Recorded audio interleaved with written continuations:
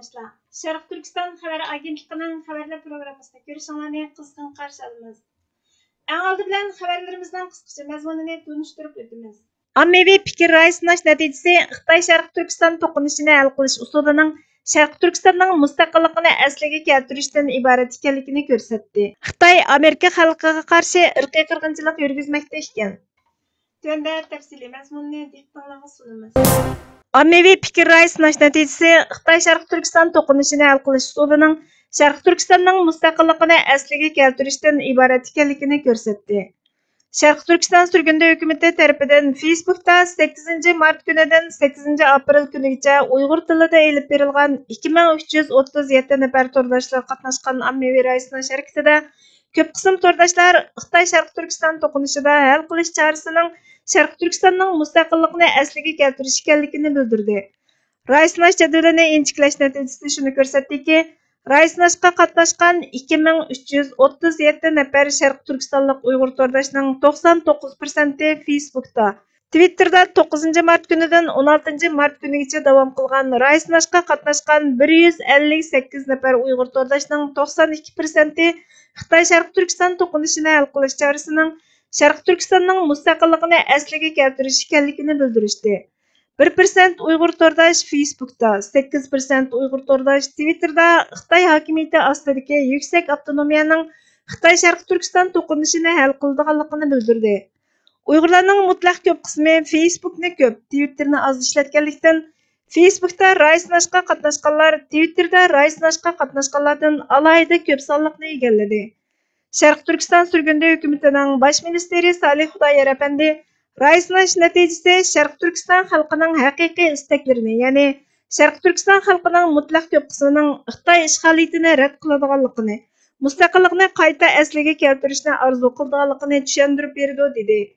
Sharq Turkiston surgunda hukumatining Jumhur raisi G'ulom Osmon apandi bu faktlar asosida Sharq Turkiston surgunda hukumati yana bir qatam xalqaro jamiyatni bo'libmi Amerika hukumatini Sharq Turkistonliklarning sirtqi o'z taqdirini o'zi belgilash huquqini va Sharq Turkistonning mustaqilligini asliga keltirish irodasini hurmatlashga, qo'llashga chaqiriq qiladi dedi. Xitoy Xalq Jumhuriyati Xitoy Kompartiyasining rahbarligida Sharq Turkistonni 1949 yili 12 oktyabr kuni ishg'ol qilib olib, 1949 yili 22 dekabr kuni mustaqil Sharq Turkistonni ag'dirib tashlash natijasida Sharq Turkiston Xitoy to'qinishi maydonga keldi. Yillardan beri Sharq Turkiston xalqi Xitoyning ishg'oliyatiga qarshi kurash qilib, o'z davlatining mustaqilligini talab qilib keldi. 2014-yildan boshlab Xitoy Sharq Turkistonda bo'lginchilik va ochqunlikqa qarshi turish bahonasi bilan Sharq Turkistondagi Uyg'ur, Qozoq, Qirg'iz qatorliq Turkiy xalqlarga qarata keng ko'lamli irqiy qirg'inchilik harakati olib bormoqda. Oshkorlangan saqchi hujjatlaridagi Xitoyning yuqori darajalik amaldorlarining so'ziga qaraganda, Xitoy hukumati Sharq Turkistonning egisi bo'lgan turk xalqlarining mustaqillik iddiasi bilan kurash qilish maqsadida irqiy qirg'inchilik yurgizgan. Yaqindan buyon Sharq Turkiston surgunda hukumati Xitoyning vahshiyligini irqiy qirg'inchilik, Sharq Turkistonning besib olingan davlat ekanligini tunutish, Sharq Turkistonning mustaqilligini qo'llashni qo'lga keltirish uchun nurg'unlagan faoliyatlarni tashkilladi. Sharq Turkiston surgunda hukumati va nurg'ulg'an Sharq Turkistonliklar Sharq Turkistonning mustaqilligini asliga keltirishning Xitoyning irqiy qirg'inchilik va mustamlaka harakatini oxirlashtirib, Uyg'ur va boshqa Turkiy xalqlarning kishilik huquq va hurlikka erishishning birdan-bir yo'li ekanligiga ishonadi. Xitoy Amerika xalqiga qarshi irqiy qirg'inchilik yurgizmoqda ekan. Xitoy haqida o'ylanish xabar to'rining 10 aprel kunidagi xabarda aytilishicha, ba'zi faktlar va ayblashlar Xitoyning Amerikaliklarni qonunsiz holda fentanil bilan qasddan o'ltirayotganligini oshkorlagan.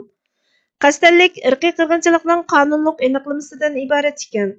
O'tgan yili 18 shtatning bosh taftishi fentanilni qo'llanishni keng ko'lamli qirg'ichi qurolni ishlatganga o'xshatgan.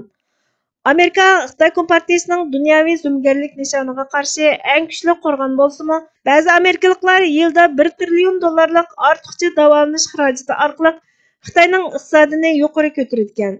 Birlashgan Davlatlar Tashkilotining irqiy qirg'inchilik aniqlamasining ikki asosli omili bor bo'lib, Xitoy Kompartiyasining fentanil orqali zaharlanishini o'z ichiga oladi ekan.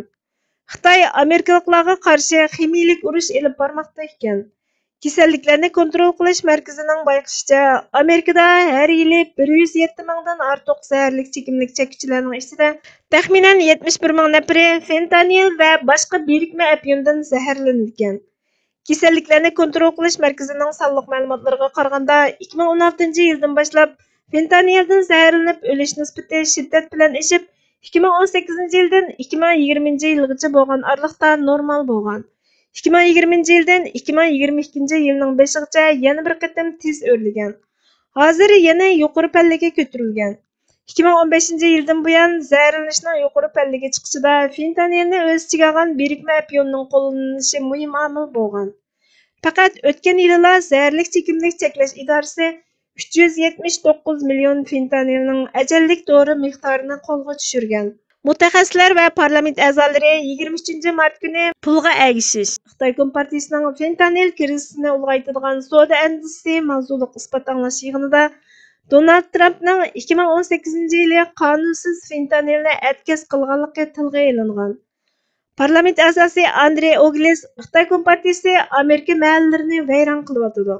Ular jamiyatni va oilalarni parchalashga urinib, jamiyatning parchalanishini tezlatmoqda. Ular buni bizning chegaramizning bexatar emasligini his qila olmaydigan Bayden hukumatining yordamida qasddan qilyotidi. Bizning egalik huquqimizni kafolatga ega qila olmasligimiz Xitoy Kompartiyasining Amerikaliklarni o'ltirishiga iqtisodiy jihatdan ilhom beradi degan. Jason Greenerning so'ziga qaraganda, ularning bu zaharli chekimlikni setishida faqat birla sabab bor bo'lib, u bo'lsa-mu Amerikani muqimsizlashtirish va amerikaliklarni o'ldirish.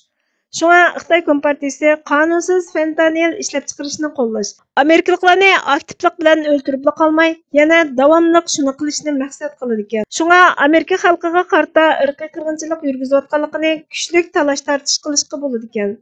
Xitoyning maqsadi Amerika bilan bo'lgan kuch tengpunkligiga ta'sir ko'rsatish. Amerikaliklarga qaratilgan irqiy qirg'inchilik Xitoy Kompartiyasining Uyg'ur, Tibet va Falun Gongchilarga qarshi elib berayotgan irqiy qirg'inchiligi bilan o'xshash ekan. Xitoyning Sharq Turkistonda elib berayotgan irqiy qirg'inchilikni tugutish, Uyg'ur va boshqa turk xalqlarining Sharq Turkistondagi mavjudligiga kafolatlik qilish, Sharq Turkistonning mustaqilligini asliga keltirishni talab qiladi. Sharq Turkiston va Uyg'ur xalqini qo'g'dash uchun vaqt o'tib ketyotidi. Agar Xitoyning Sharq Turkistonda mustamlikachilik, irqiy qirg'inchilik va ishg'oliyat harakati davomlashsa, Uyg'ur va boshqa turk xalqlari keyingi 10 yilda o'z yurti Sharq Turkistondagi osonliq millatlarga aylanib qoladi. Kelgusi 20 yil ichida qolgan Uyg'urlar va boshqa turk xalqlari indigenous people'lar deb qaraladi. Ular Sharq Turkistonda osonliq millatga aylanadi. Xitoy mustamlikchilari va tajovuzchilari mutlaq ko'p sonni tashkil qilib qoladi. Agar Uyg'urlar osonlikqa aylanib qolsa, ular kelgusi 50 yilda bir millat va xalq sifatida yo'qoladi. Bizning Sharq Turkistonning mustaqilligini asliga keltirish va Uyg'ur va boshqa turk xalqlarining Sharq Turkistonning kelgusi mavjudligini qo'g'dash uchun jiddiy tez harakat qiladigan fursat va vaqtimiz oz qoldi. Sharq Turkiston tashkilotlari, Uyg'ur tashkilotlarining hammasi va shaxslar cho'qim Sharq Turkistonning mustaqilligini asliga keltirishni oldingi o'ringa qo'yishi kerak. Agar hukumatlar, tashkilotlar va shaxslar kishilik huquq va demokratiyaga, Uyg'ur va boshqa turkiy xalqlarning mavjudligiga kafolatlik qilish uchun Sharq Turkistonning mustaqilligini asliga keltirishni oldingi o'ringa qo'yishi kerak. Biz Sharq Turkistonning mustaqilligini asliga keltirmay turib, Sharq Turkiston va Uyg'urlarning mavjud bo'lib turishiga kafolatlik qila olmaymiz. Agar Xitoy millatimizni butunlay vayron qilib olsa, erishiladigan asosiy kishilik huquqlarmi bo'lmaydi. Sharq Turkistonning mustaqilligini asliga keltirish birdan-bir hal qilish chorasidir. Salih Xudoyor. Bugungi xabarlarimiz bu yerda oxirlashdi. Bizga vaqt ayirganingiz uchun ko'p rahmat. Kelar qatimki programmamizda ko'rishguncha Allohga omonat bo'lgaysizlar.